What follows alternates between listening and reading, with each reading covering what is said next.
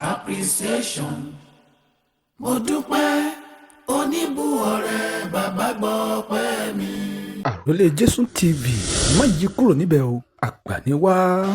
Appreciation.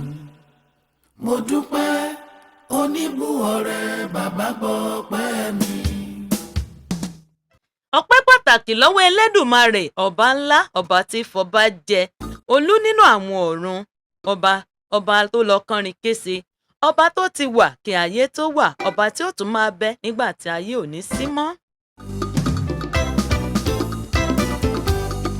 Èmi ni Táyélolú Èjìrẹ́, aláyọ̀, alága ìdúró àti jókòó, ọmọ bíbí ìlú Ògbómọ̀ṣọ́, ajílétéńté lórí ọjọ́ kọjú tó máa yọ, ìlú tá a gbé jẹ kàtán ká tó mú kọ yangan.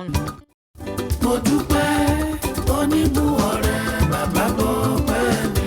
Lónìí lọ́jọ́ ìbí bàbá wa ìránṣẹ́ Ọlọ́run alààyè Pásítọ̀ Samuel Adémọ́lú Kọ̀yà.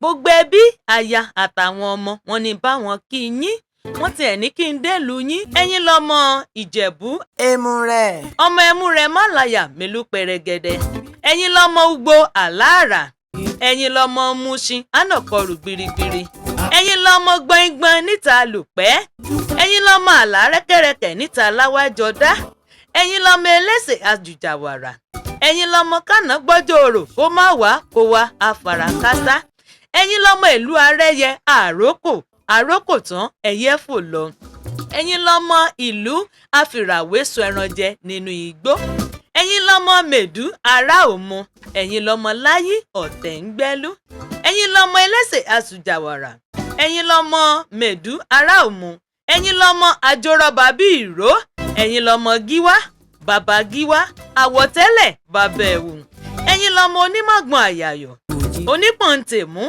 rèébínú jògiri ẹgbà fàrọ̀bẹ bíi kó lè jú kó jù àwọn òye àjẹ́, ẹ̀yin lọmọ ibi owó gbé ń so tí rèjú òjò lè ka, ẹ̀yin lọmọ amúrin fọba. Ẹ ti sọdún èyí, ẹ tún ṣe mí sí láṣẹ Èdùmàrè. Appreciation. Mo dúpẹ́ oníbùọ̀rẹ́